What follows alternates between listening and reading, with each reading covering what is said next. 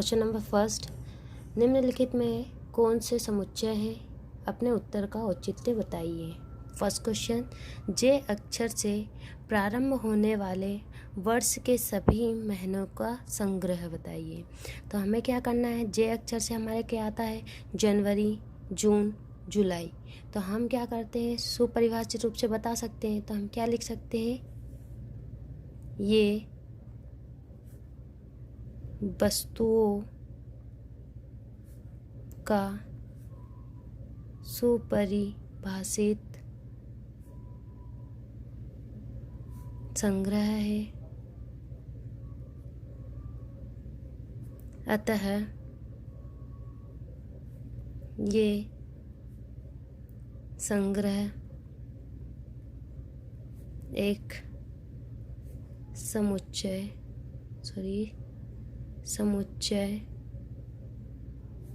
है।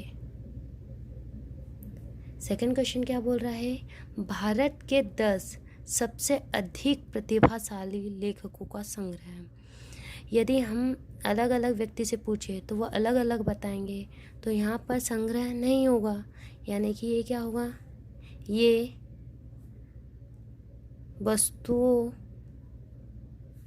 का सुपरिभाषित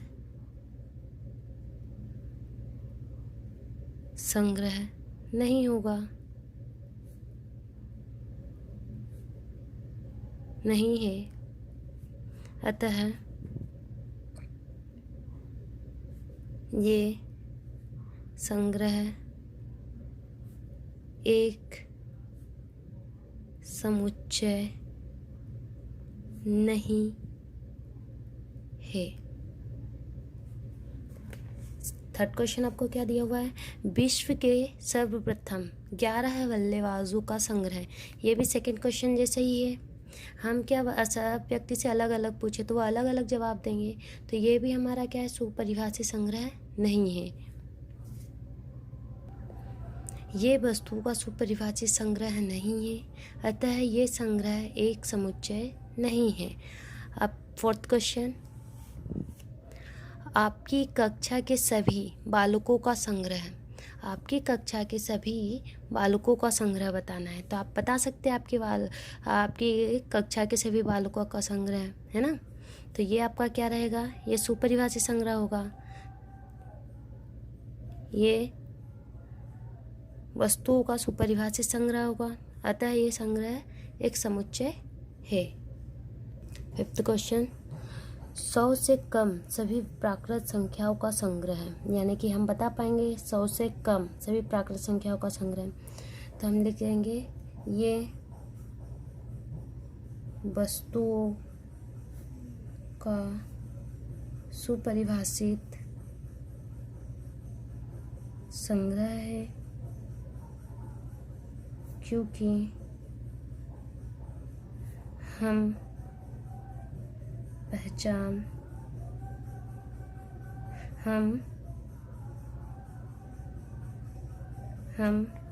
100 से कम सभी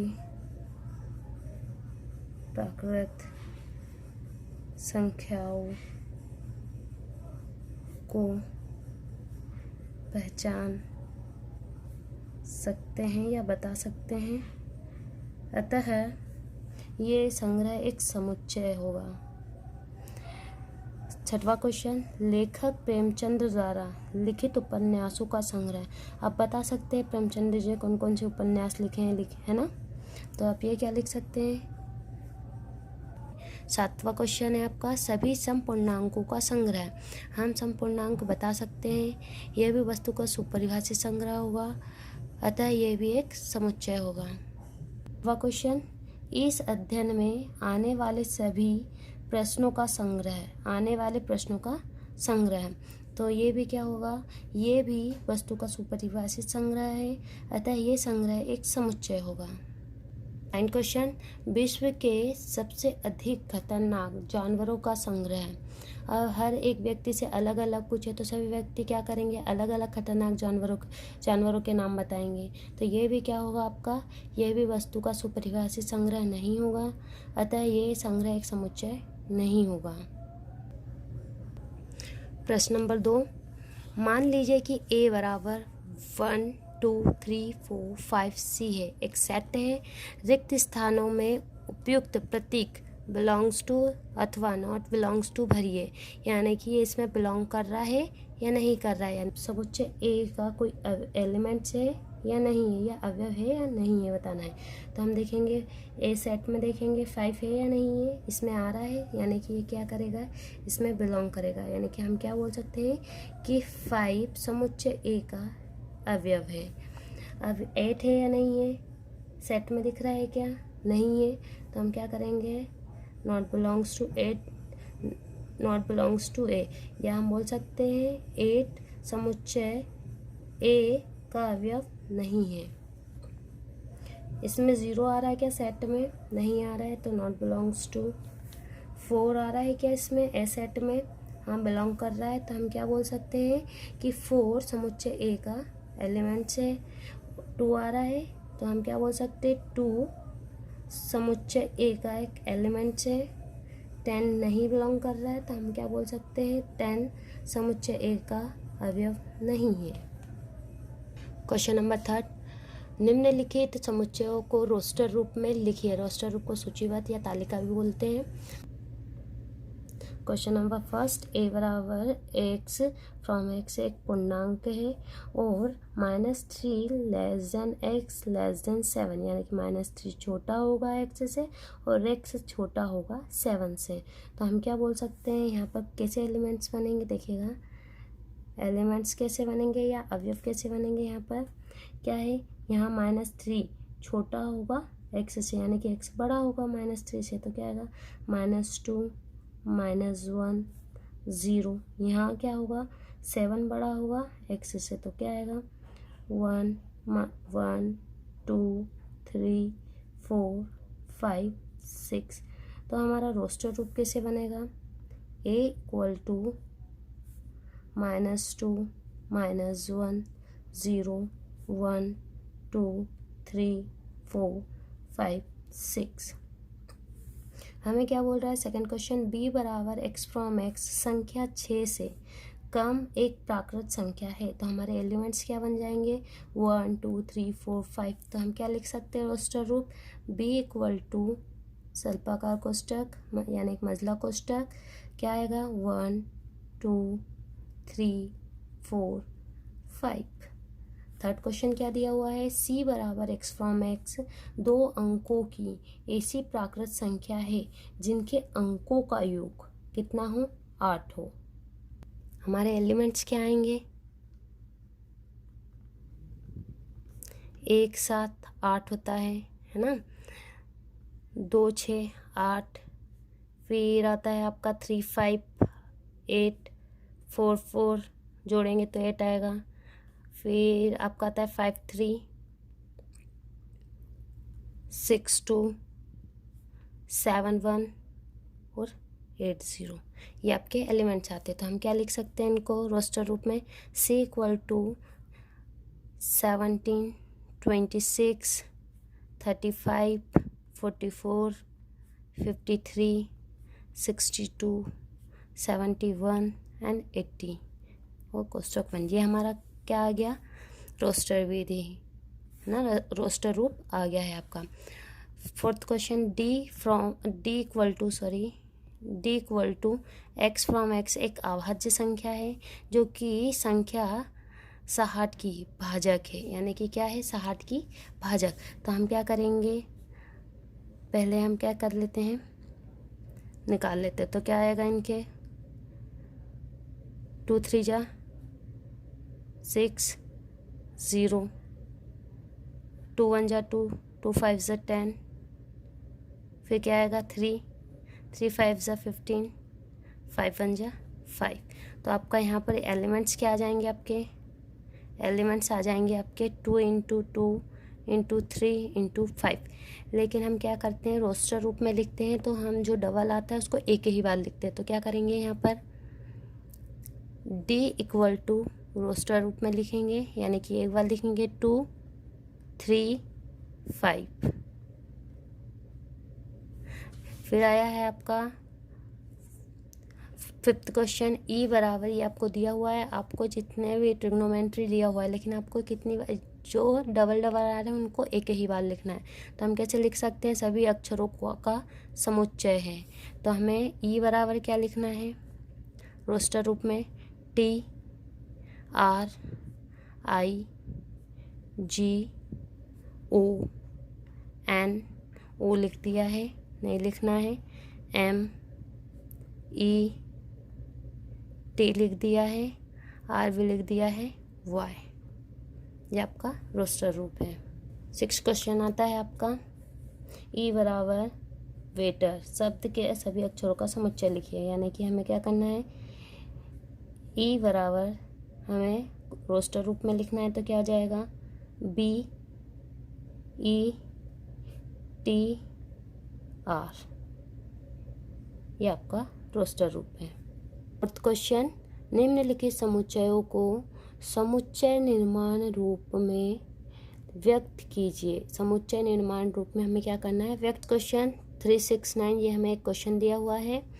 अब हमें देखना है 3, इसमें 6 का 3 में 2 इंटू 2 करेंगे तो 6 आएगा, 3 इंटू 3 करेंगे तो 9 आएगा, 3 इंटू 4 करेंगे तो 12 आ रहा है। तो हम क्या कर सकते हैं, ये हमारा किस रूप में बन रहा है, हमें क्या बताना है, समुच्चय निर्माण रूप में। तो हमारा क्या आ जाएगा, a equal to x from x equal to 3 का इंटू हो रहा है एन, एन हम कुछ भी नेचुरल नंबर्स ले सकते हैं 1 2 3, तो कितनी बार आ रहा है, 1 2 3 4। हम क्या बोल सकते हैं कि एन बिलोंग करता है प्राकृत संख्याओं में, है ना, नेचुरल नंबर्स में। एंड ये कहाँ से कहाँ तक, 1 2 3 4, यानी कि 1 से लेके 4 तक, 1 से लेके 4 तक जा रहा है। जब हम 1 रखेंगे तो 3 1 जा 3 आएगा, 3 इंटू 2 करेंगे तो 6 आएगा, 3 इंटू 3 करेंगे 9 आएगा, 3 इंटू 4 करेंगे तो 12 आएगा। ये हमारा कौन सा रूप बना, समुच्चय निर्माण का। क्वेश्चन नंबर 2 क्या दे रहा है, 2 4 8 16 32। तो हमें क्या 2 की पावर हम 1 लिखेंगे तो 2 ही आएगा, 2 की पावर 2 लिखते हैं तो क्या आता है हमारा 4, 2 की पावर 3 रखते हैं तो 2 2 जा 4, 4 2 जा 8, यानी कि 8 आ रहा है। 2 की पावर 4 लिखते हैं तो 16 आएगा, एंड 2 की पावर 5 लिखेंगे तो हमारा कितना आ रहा है 32। तो हम समुच्चय निर्माण रूप में कैसे लिख सकते हैं, बी इक्वल टू सर्पाकार कोष्ठक में x from x equal to, यहाँ पर 2 है लेकिन पावर क्या आ रही है 1 2 3 4, यानी कि एक नेचुरल नंबर से आ रही है, तो हम क्या ले लेते हैं ये। तो n क्या करेगा, n बिलोंग करेगा प्राकृत संख्याओं में, एंड हमारा क्या हो जाएगा 1 2 3 4 5, 1 से लेके 5 तक जा रहा है तो हम क्या लिख सकते हैं, 1 से लेके 5 तक जा रहा है तो हम क्या लिख सकते हैं, 1 less than equal to N less than equal to 5। Question number 3 क्या बोल रहा है कि 5 25 125 625, ये सेकंड क्वेश्चन जैसा ही है, देखिएगा 5 की पावर 1 इक्वल टू 5, 5 की पावर 2 इक्वल टू 25, 5 की पावर 3 इक्वल टू 125, 5 की पावर 4 इक्वल टू 625, यही आ रहा है। तो हम इसको भी क्या कर सकते हैं, सी इक्वल टू किस में लिखेंगे, समुच्चय निर्माण रूप में। तो क्या आ जाएगा हमारा x from x equal to, यहाँ क्या है 5, तो 5 हमारे 1 2 3 4 आ रहे तो हम नेचुरल नंबर्स क्या मान सकते हैं, n। तो ये क्या करेगा, n बिलोंग करेगा प्राकृत संख्याओं में, और हमारा क्या हो जाएगा, ये क्या करेगा 1 से लेके n तक, वो 5 तक जा रहा है ना, 1 2 3 4 तक जा रहा है, 4, यानी कि 1 से लेके 5 तक जा रहा है, तो 1 से लेके 5 के बीच में जा रहा है। अब देखिएगा 2 4 6, ये हमारी कैसे है, समप्राकृत संख्याएं, तो हम क्या लिख सकते हैं इनको, d equal to x from x, एक सम प्राकृत संख्या है। लास्ट क्वेश्चन, 5th 149 जैसे कहाँ तक जा रहा है, 100 तक। तो ये हमारा क्या हो जाएगा, 100 तक जा रहा है तो 1 की पावर 1 लेते हैं, 2 की पावर क्या आ जाएगी हमारे पास 4, 3 की पावर 2 तो क्या आ जाएगा हमारे पास 9। ऐसे ही हम क्या कहाँ तक चले जाएंगे, 10 पूरे का स्क्वायर बराबर 100 आ रहा है ये। तो हम क्या करेंगे कि e equal to x from X, ये क्या करता है 1 2 3, ये हमारे 1 2 3 में आ रहे हैं और पावर कितनी है 2 है। तो हम क्या लिख सकते हैं इक्वल टू n की पावर 2, ये किस में करेगा, नेचुरल नंबर्स में बिलोंग करेगी। और ये कहाँ से कहाँ तक जा रही है, 1 से लेके 10 तक। तो हम क्या लिख सकते हैं 1 से लेके 10 तक बिलोंग जा रही है ना। तो हमारी क्या करेगी 1 से लेके 10 तक, तो हम 1 रखेंगे तो 1 आएगा, 2 रखेंगे 4 आएगा, 3 रखेंगे 9 आएगा, 10 रखेंगे तो 100 आएगा। क्वेश्चन नंबर 5, निम्नलिखित समुच्चयों के सभी अवयवों को सूचीबद्ध कीजिए। सूचीबद्ध यानी कि हमें रोस्टर रूप में लिखना है। फर्स्ट क्वेश्चन, a बराबर x फ्रॉम x एक विषम प्राकृत संख्या है। कैसी है, विषम प्राकृत संख्या है। तो हम क्या बोल सकते हैं a इक्वल टू रोस्टर रूप में लिख रहे हैं तो क्या आ जाएगा, एक विषम प्राकृत संख्या। तो विषम प्राकृत संख्या यानी कि 1 3 5 7, तो ये कहाँ तक जाएगी, अनंत तक जाएगी, इन्फिनिटी तक। सेकंड क्वेश्चन, b बराबर x फ्रॉम x एक पूर्णांक है जो कि -1/2 छोटा होगा x से, x छोटा होगा 9/2 से। तो हम क्या बोल सकते हैं, देखिएगा 1/2 बराबर हम क्या लिख सकते हैं, इसको तोड़ेंगे तो -0.5 और 9/2 को करेंगे तो 2 4 जा 8, 4.5। तो इनके बीच की हमें लेना है, यानी कि 0.5 छोटा होगा x से और x यानी कि x छोटा होगा 4.5 से। तो हम क्या ले सकते हैं, ऐसी कौन सी ले सकते हैं, b इक्वल टू क्या जाएगा आपका क्या है 0.5 माइनस में। तो हम क्या ले सकते हैं -1 0 1 क्या है 4.5, तो क्या 1 2 3 4, ये हमारी ये रोस्टर रूप बन गया, सूचीबद्ध हो गया है।